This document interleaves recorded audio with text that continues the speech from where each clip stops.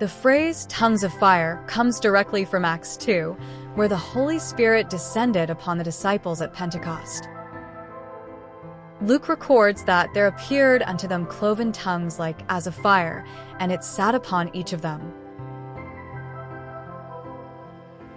And they were all filled with the Holy Ghost, and began to speak with other tongues, as the Spirit gave them utterance.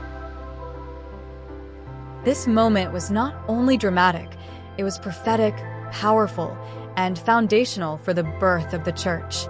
Fire in Scripture often symbolizes God's presence, purity, and power. From the burning bush that spoke to Moses, to the pillar of fire that guided Israel, to the refining fire that purges and sanctifies, God's fire reveals His holiness and His ability to transform.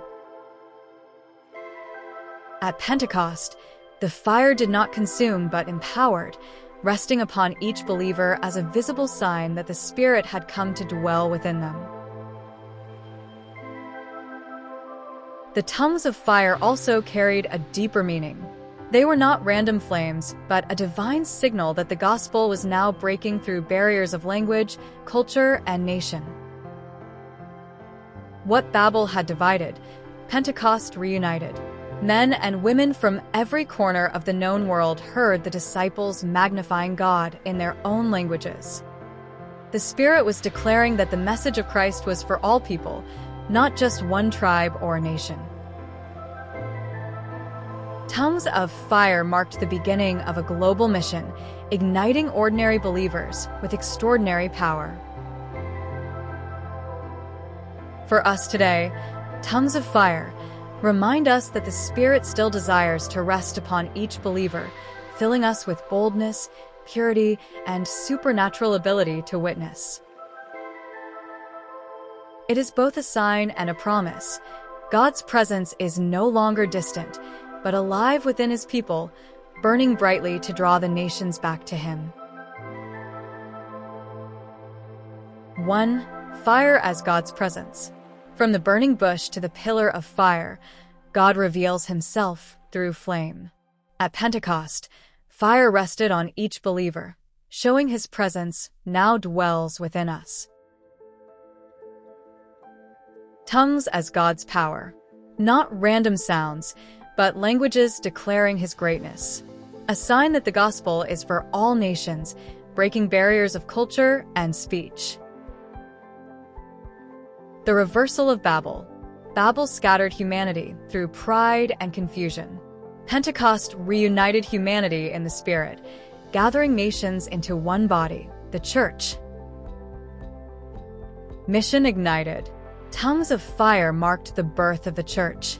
Ordinary believers were empowered for extraordinary witness, launching a global mission. When someone asks God for the gift of tongues, the Spirit often begins to stir within them. They may sense new sounds, syllables, or phrases rising up, not from their mind but from deep within their spirit.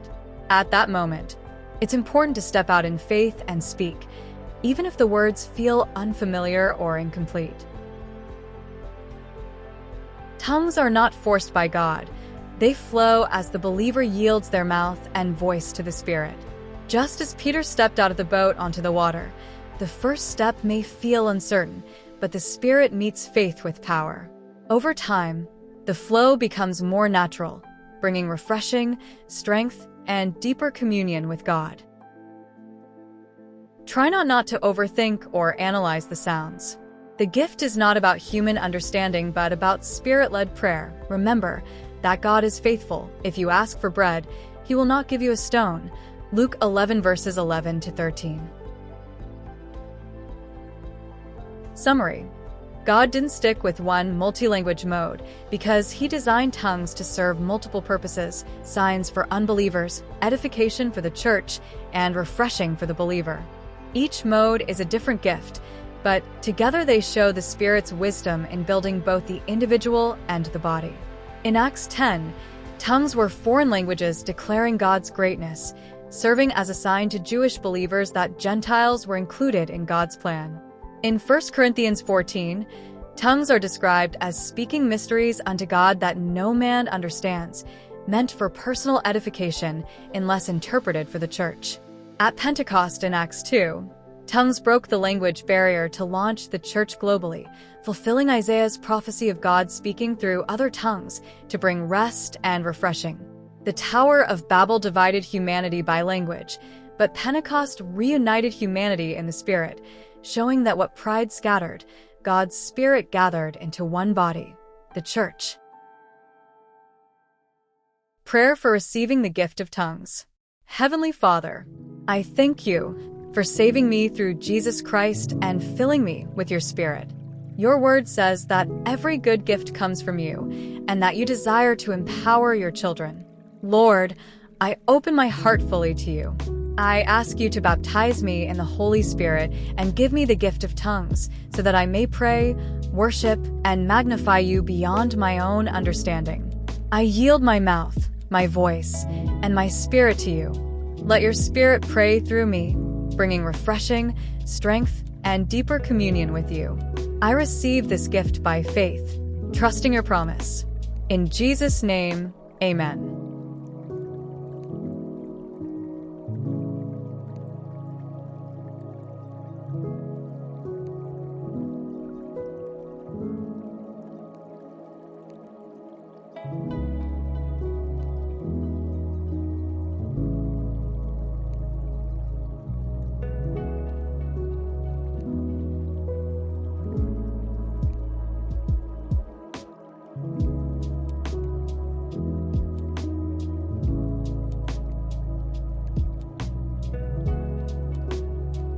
Mar 16:14 Afterward, he appeared unto the 11 as they sat at meat, and upbraided them with their unbelief and hardness of heart, because they believed not them which had seen him after he was risen.